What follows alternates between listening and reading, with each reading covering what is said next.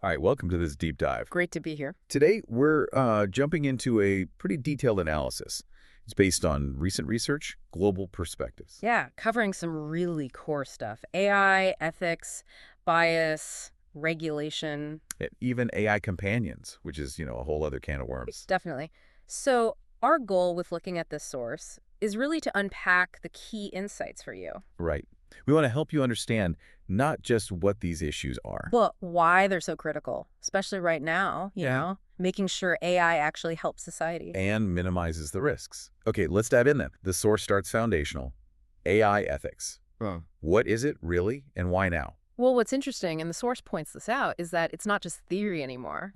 It's practical. It has to be, because AI is getting so embedded in, well, everything. Like healthcare, finance. Exactly. Loans, hiring, even policing. So ethics here is about building in values. Human values. Yeah, like fairness, making things transparent, holding systems accountable, making sure they align with, what we consider good.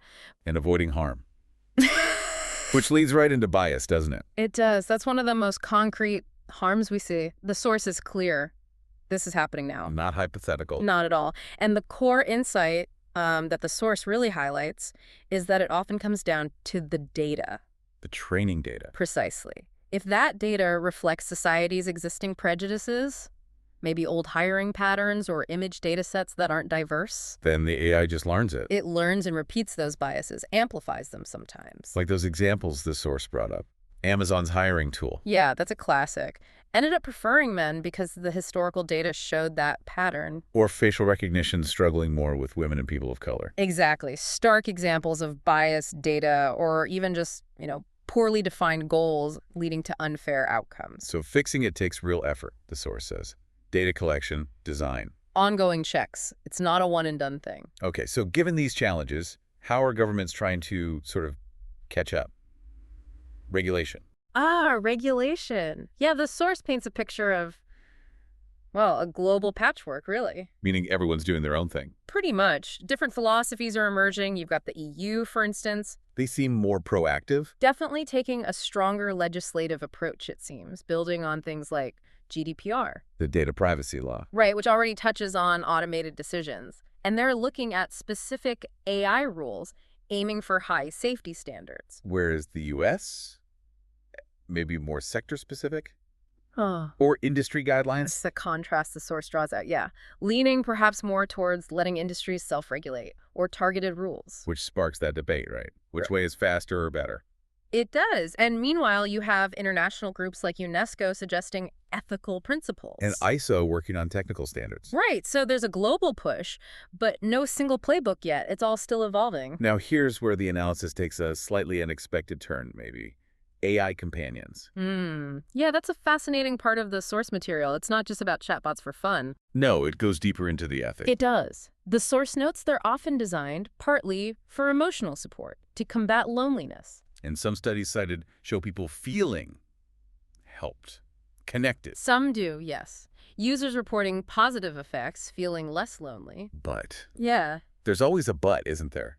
The source raises flags, too. That's the crucial balance. It's not all positive in the research cited. Concerns about relying on them too much. Exactly. Or maybe fostering a connection that's, well, superficial. It might not replace real human interaction. And could even backfire for some. Potentially. The source mentions some findings linking heavy use in certain cases to worse outcomes, maybe more isolation or even depression for some users. Wow.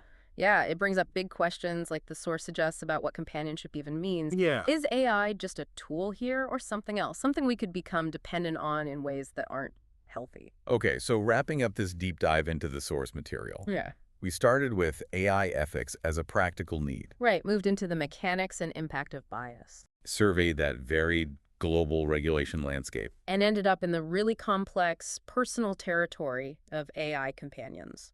Understanding these points from the source feels pretty vital, doesn't it? Absolutely, because AI isn't some far-off future thing. As the source shows, it's here, shaping decisions about you, shaping potential relationships. This analysis gives you a snapshot of those challenges, the debates, the efforts to steer it right. Yeah, it's the current state of play. So, given everything the source covers, from the roots of bias, the different speeds of regulation globally, to those really mixed outcomes with AI companions, Here's a final thought for you based on this material. Okay. As AI keeps accelerating and considering these trade-offs, what balance do you think we need between pushing innovation forward fast and making sure we have strong ethical checks and, thoughtful social integration truly in place? That's the multi-billion-dollar question, isn't it? Something to really think about.